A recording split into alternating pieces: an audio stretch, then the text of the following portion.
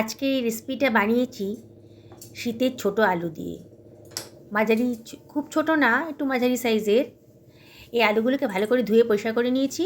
তারপরে ছুরি দিয়ে একটু ভেতরে ভেতরে কাট লাগিয়ে দিচ্ছি, যাতে গ্রেভির রসটা মানে গ্রেভির স্বাদটা আলুর ভেতর ঢুকে যায়।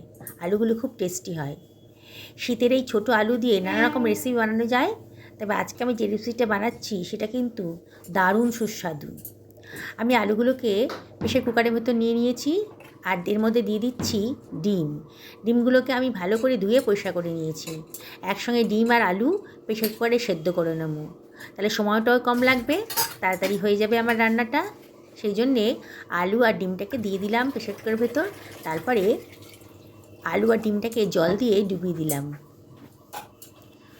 প্রেসার কুকারে জল দিয়ে দিলাম, এর মধ্যে দিয়ে দিলাম হাফ টেবিল চামচ মতো লবণ, আর 1/4 টেবিল চামচ মতন দিয়ে দেবো খাবার সোডা, তাহলে ডিমের খোলাগুলো ছাড়াতে একটু সুবিধা হবে। এবার আমি এটাকে গ্যাসের উপর বসিয়ে দিয়েছি, একটা সিটি হতে দেব। এবারে আমি বাকি কাজগুলো সেরে নিই। দুখানা পেঁয়াজ নিয়ে নিয়েছি, পেঁয়াজগুলোর খোসা আমি ছাড়িয়ে নিচ্ছি।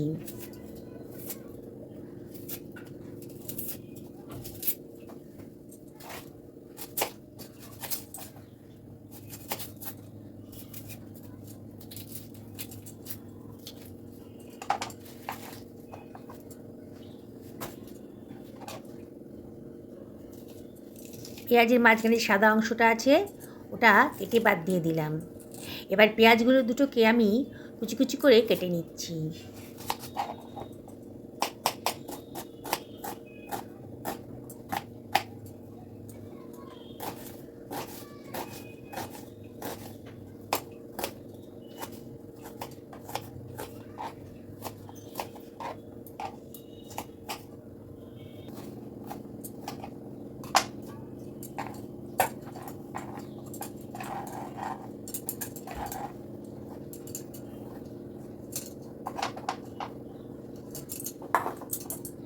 টমেটোটাকেও আমি কুচি কুচি করে কেটে নেব।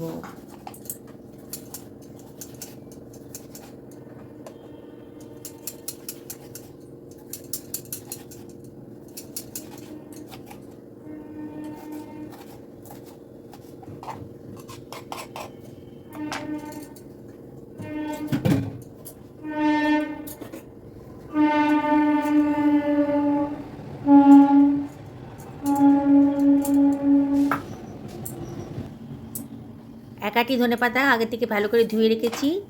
এবার বোটার অংশটা ফেলে দিয়ে এটাকেও কুচি কুচি করে কেটে নিচ্ছি।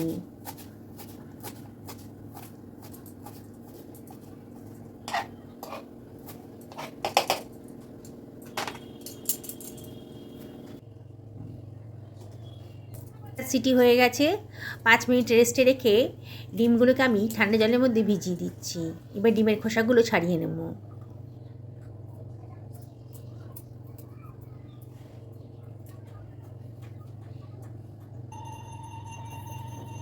ডিমগুলোকে সামান্য লবণ, হলুদ আর লঙ্কার গুঁড়ো দিয়ে মাখিয়ে নেব।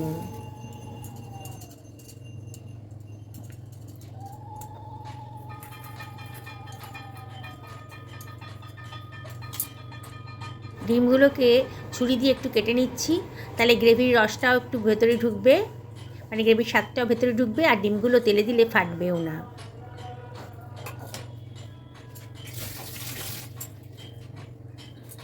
লোহার কড়াইতে রান্না করব, কড়াইটা বেশ গরম হয়ে গেছে, আর দিয়ে দিলাম 2 টেবিল চামচ মতো সর্ষের তেল। তেলটা গরম হয়ে গেছে, এবার ডিমগুলোকে ভেজে নেব।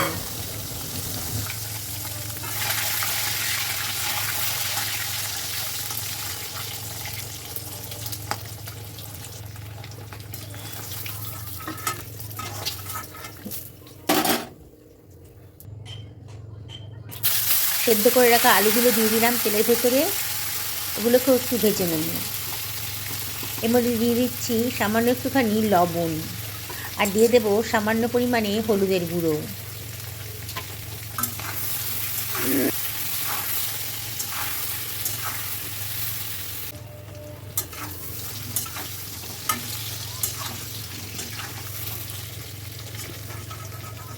আলুগুলোর যখন সুন্দর একটা কালার এসে গেছে তখন আলুগুলোকে তেল থেকে সরিয়ে একটা পাত্রের ভেতর নিয়ে রেখে দিচ্ছি। ওই তেলেই দিয়ে দেবো গোটা গরম মশলা আর দিয়ে দেবো হাফ টি চামচ মতো গোটা জিরে। একটু ফ্রাই হতে দেবো। শুকনো একটা গন্ধ বেরিয়ে গেছে। এবার দিয়ে দেবো কেটে রাখা পেঁয়াজটা, দিয়ে একটু নাড়াচাড়া করে নিচ্ছি।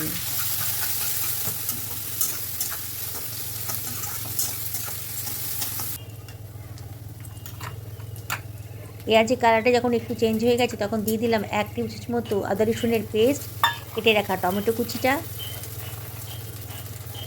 আর দিয়ে দিচ্ছি 1 টেবিল চামচ মতো হলুদের গুঁড়ো, ধনের গুঁড়ো, জিরের গুঁড়ো আর লঙ্কার গুঁড়ো, আর দিয়ে দেবো প্রয়োজন মতো লবণ। 1 টেবিল চামচ মতো লবণই দিলাম, পরে প্রয়োজন হলে আরও দিয়ে নেব। আর সামান্য একটুখানি জল দিয়ে দিলাম যাতে মশলাটা পুড়ে না যায়। এবার মশলাটাকে ভালো করেই কষিয়ে নেব।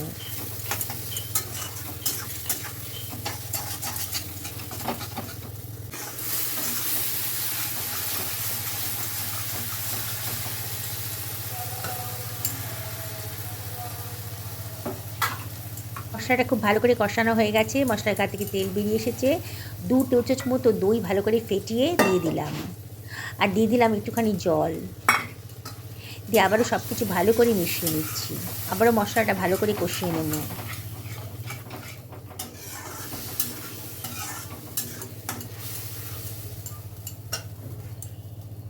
ছোটো বাটির হাফ বাটির মতো কড়াইশুঁটি দিয়ে দিলাম, আবারও সব কিছু ভালো করে মিশিয়ে দিচ্ছি।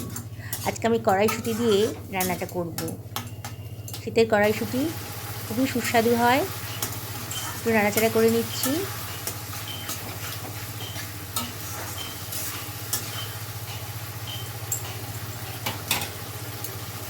এবার আমি দিয়ে দিচ্ছি সেদ্ধ করে ভেজে রাখা আলুটা।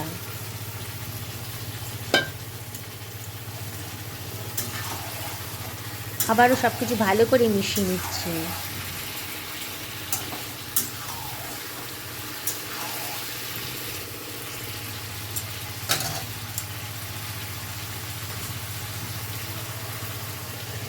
ঢাকা দিয়ে দিলাম 5 থেকে 6 মিনিটের জন্য।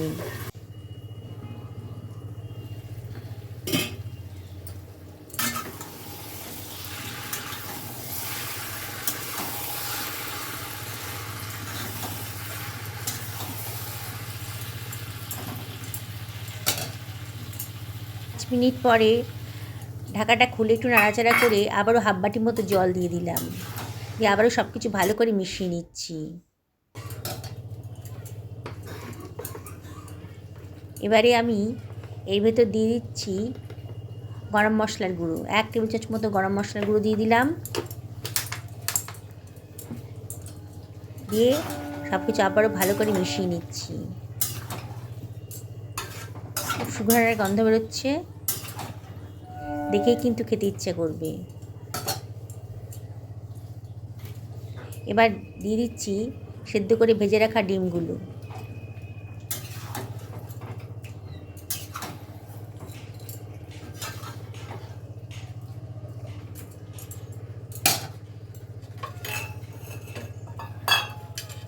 আর মিশিয়ে দেবো বেশ খানিকটা ধনেপাতা কুচি।